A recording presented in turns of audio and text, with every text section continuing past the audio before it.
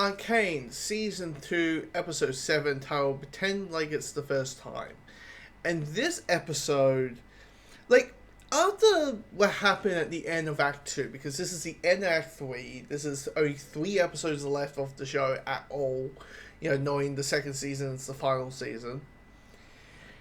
You're thinking, okay, and you just had this like big bam boom explosions, Jinx doing the big no in slow motion, and characters are dying, and epic music and all that, and you're thinking, okay, they're going to do the aftermath of that, right? That's probably naturally what you're going to do for Act 3. No, these motherfuckers did not do that. What they decided to do was do a story about what happened to the supporting characters who didn't show up that we haven't seen since episode 3, or let's explain how come a certain character acted like they did in the last episode on this revenge quest. And, for the revenge quest thing, yeah, it's kind of interesting seeing, like, this, like, apocalyptic world, seeing the future in a way of what would the future look like with Victor. At the beginning, it feels like Victor was healing people and helping people and recovering people.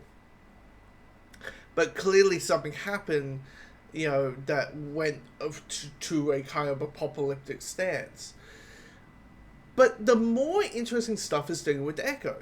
Echo is in this world where everything's honky-dory. Everyone who is alive or hasn't transformed. Basically, the only dead person is Violet.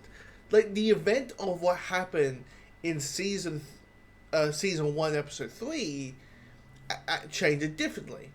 And that only Violet's the one who, didn't make it. And while everyone else made it. So you have people become, relationships being formed. You have people who survive, friendships, enemies becoming friends, and this type of sense of it. And, it's kind of reminds me of like a Batman episode called, Appeal to Dreams for Batman the Animated Series, where Bruce Wayne wakes up one day and he realizes his parents are alive, and someone else is Batman's still around, but someone else is Batman, and he's married to Catwoman, and something like all that. So his life is all good, but it's that weird thing of like, do you want to have this life, or do you feel like you need to go back to the world or back to the life that you had? And it's a difficult thing. And yes, you're dealing with time travel. You're dealing with parallel universes and multiverses and all kind of stuff. I mean, recent years, very multiverse heavy in the last few years. But when it comes to it, it's focused on a very emotional level, because you're building this kind of romance with this ultimate version of Jinx, of Powder.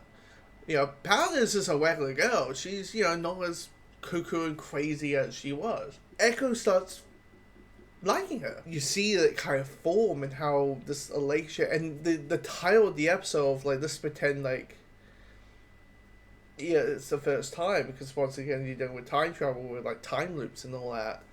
It just forms it's very beautiful. It's a very beautiful thing. And when you have the point where Echo's like, I need to go back.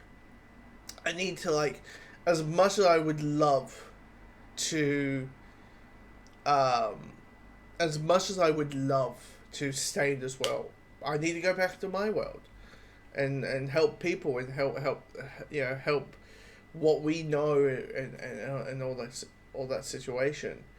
And it's just a wonderful, beautiful, like the dance, like it's very slow-mo and very like photographic kind of like this. It feels like snapshots. Of course, the animation of the show is fantastic, but it's just this remarkable episode, and it slows things down. It's kind of like this: slow down the plot. Don't worry. You'll find out what happened. Look, it's 3 episodes. It's 2 more episodes. Don't worry. For the next like 100 minutes, 2 hours, you're going to find out what happened what's going to happen and the aftermath of it. But it's so well done.